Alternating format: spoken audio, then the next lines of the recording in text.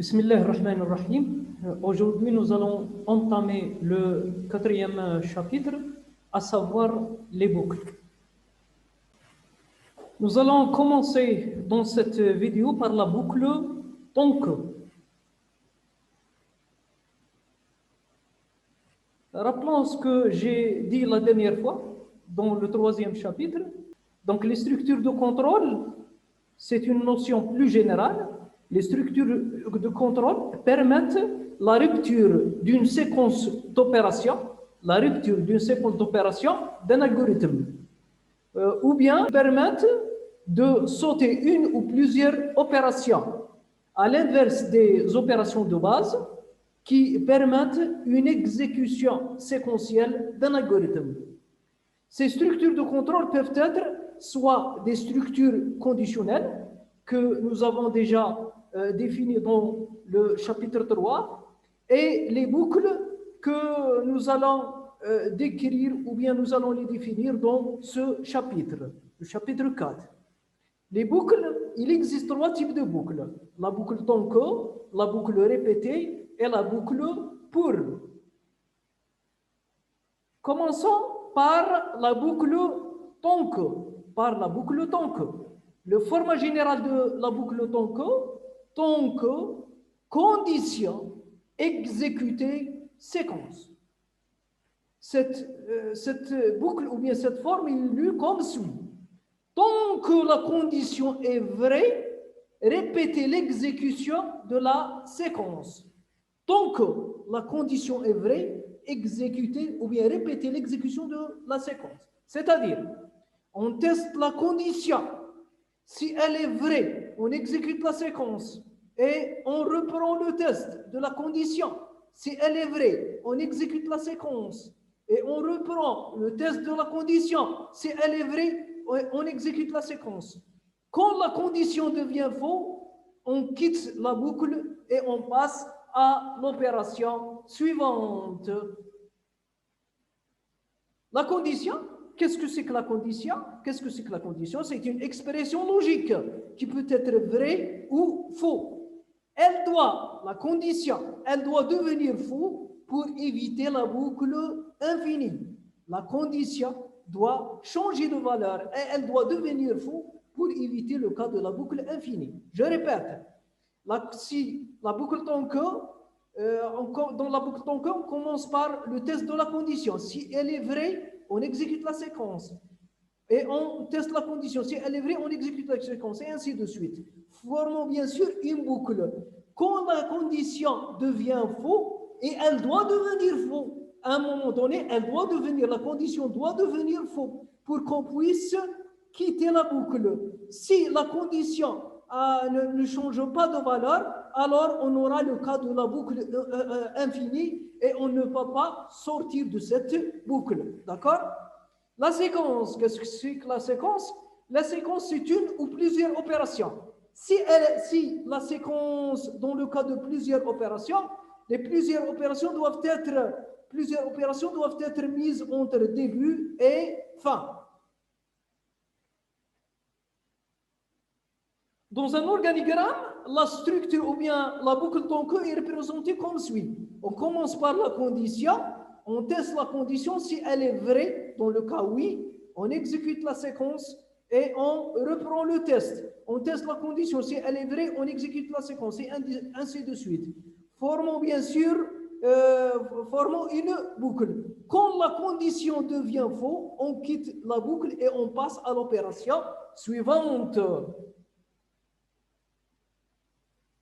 Voyons un exemple.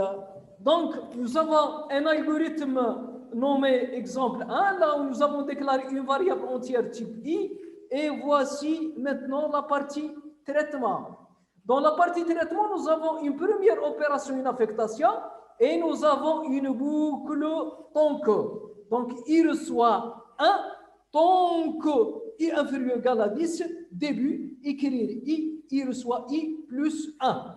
Donc, nous avons dans cet algorithme 2 opérations, une affectation et une boucle tonko. Dans la boucle tonko, voici la condition, qui est une expression bien sûr logique, qui va retourner vrai ou faux, et voici la séquence de la boucle tant que.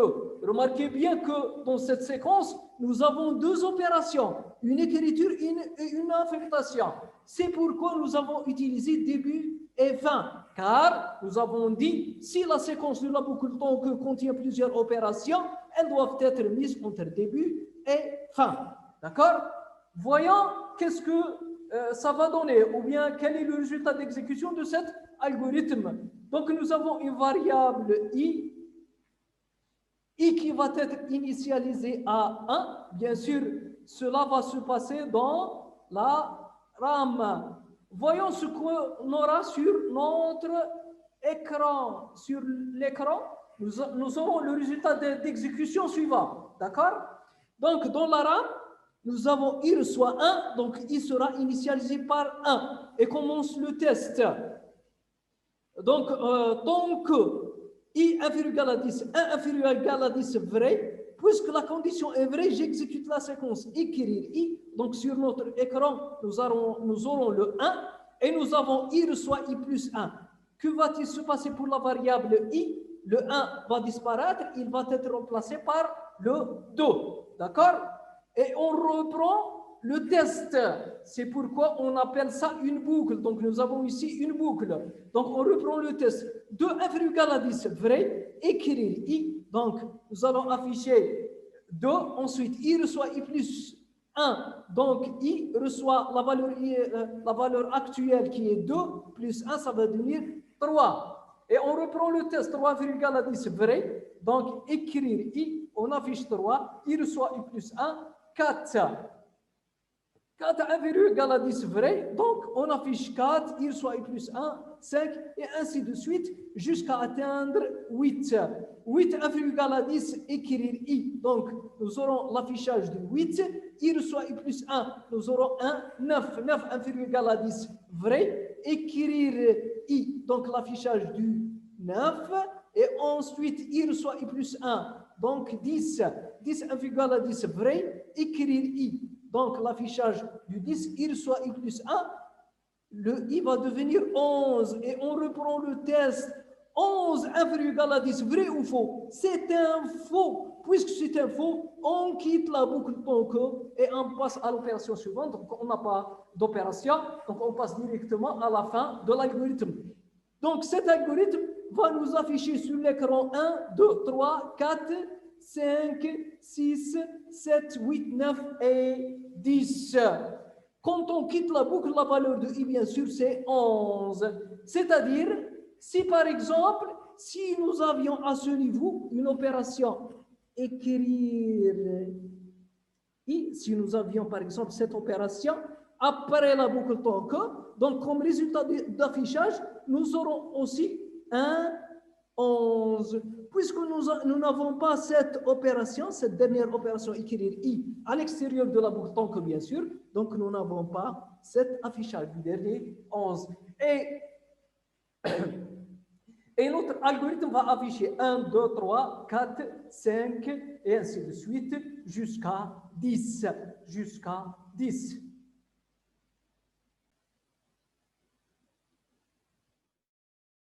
Voici l'organigramme de l'algorithme précédent. Nous avons début, ensuite l'initialisation du i.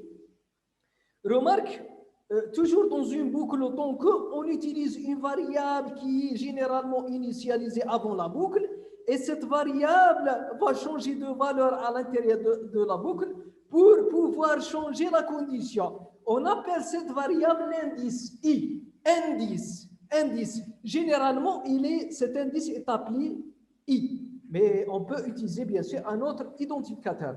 Donc, cette variable, c'est l'indice. I reçoit 1.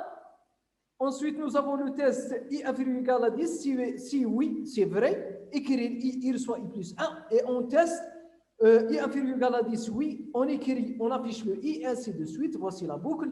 Quand la condition devient faux, on quitte la boucle et on passe à la fin de l'algorithme.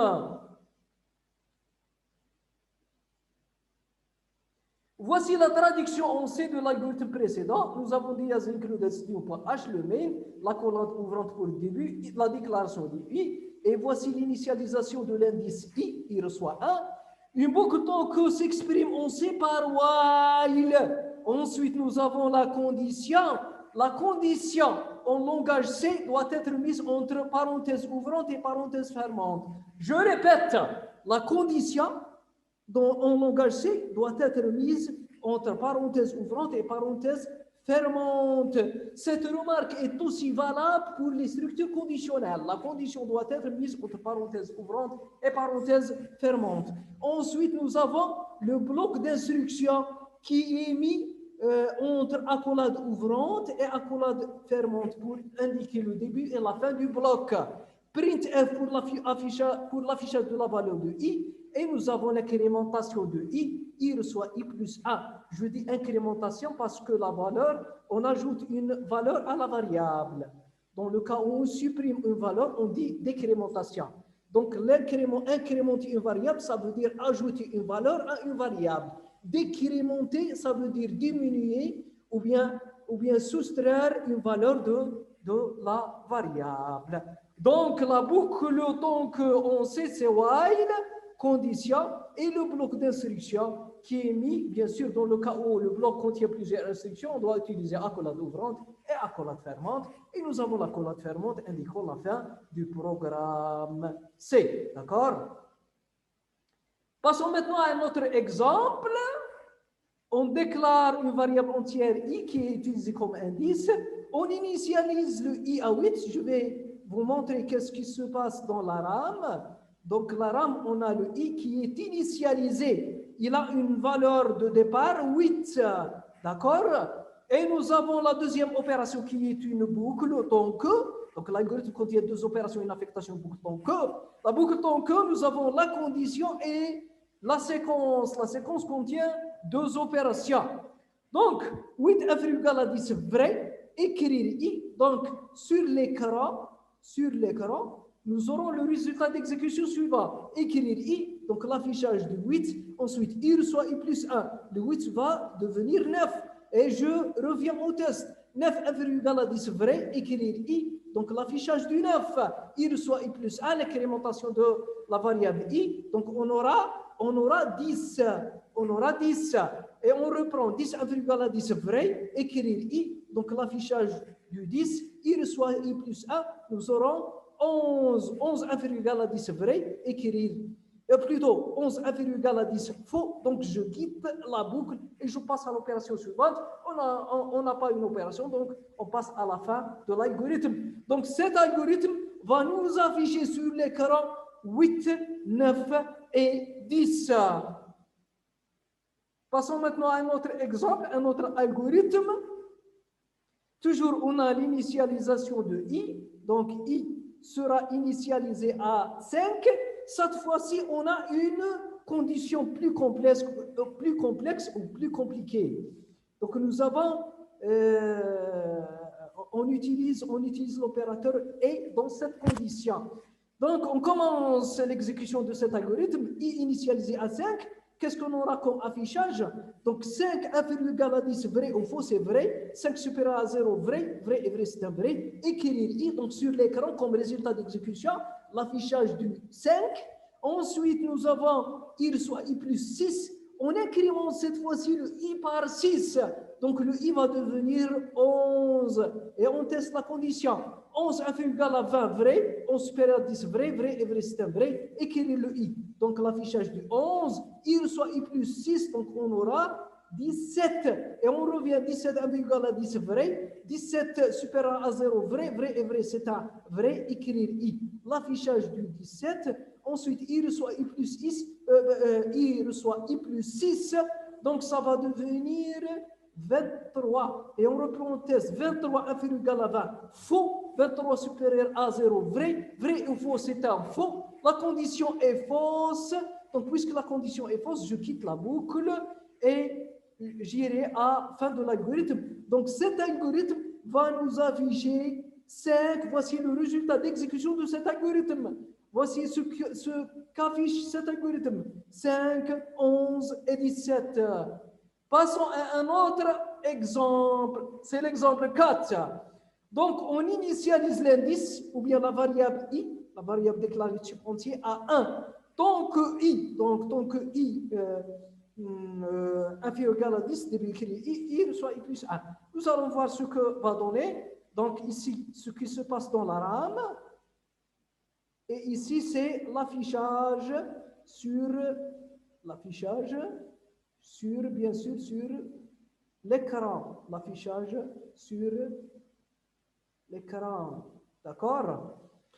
Dans la RAM, le I va être initialisé par 1. 1 inférieur égal à 10, vrai, écrire I. Donc l'affichage du 1. I reçoit I plus moins 1 cette fois-ci. On décrémente l'indice. On décrémente parce que nous avons le moins. D'accord? Donc il y a une décrémentation. La valeur de I va être diminuée. Donc le I va devenir 0. 0 inférieur égal à 10, vrai, écrire I. L'affichage du 0. I reçoit I moins 1. Donc nous aurons moins 1. Moins 1 inférieur égal à 10, vrai, écrire I. Donc l'affichage du moins 1, il reçoit I moins 1. Donc c'est moins 2. Moins 2 inférieur égal à 10. Donc l'affichage du moins 2. Il reçoit I moins 1. Donc moins 3. Ensuite, moins 3 inférieur égal à 10, vrai, écrire moins I. Donc écrire moins 3. Il reçoit I moins 1. Donc moins 4. Moins 4 avec, et ainsi de suite. Est-ce que la condition va changer en utilisant bien sûr cette décrémentation? La réponse est qu'en dans ce cas-là, la condition ne va jamais avoir la valeur faux. Donc la condition ne va jamais, elle ne va jamais recevoir la valeur faux. Donc ce cas-là est dit, on appelle ce cas, c'est une boucle infinie. C'est une boucle infinie, une boucle qui ne s'arrête jamais. Donc, c'est une anomalie dans la programmation, c'est une anomalie dans l'algorithme. C'est une boucle infinie, donc on ne va jamais quitter cette boucle. Et l'algorithme ne va jamais s'arrêter. D'accord? C'est le cas d'une boucle infinie. Donc, l'affichage ne va jamais s'arrêter. Moi, ainsi de suite. Donc, c'est un cas d'une boucle infinie. Passons maintenant à l'exemple 5. À l'exemple 5. Donc, nous avons l'indice initialisé à 1 et on teste. Tant que I supérieur à 10, 1 supérieur à 10, vrai ou faux? C'est faux. Donc, la condition, elle est fausse dès le départ. Dès le départ, la condition est fausse. Donc, le bloc, ou bien plutôt la séquence d'opérations, ne va jamais exécuter. Elle ne va jamais s'exécuter. D'accord? Dans ce cas-là, on n'aura aucun affichage. Donc, le I va être initialisé à 1. On teste 1 supérieur à 10, c'est faux. On quitte directement la boucle sans exécuter la séquence d'opération. Donc, cet algorithme, on n'a pas une anomalie, on n'a pas une boucle infinie, mais cet algorithme ne va rien afficher. D'accord?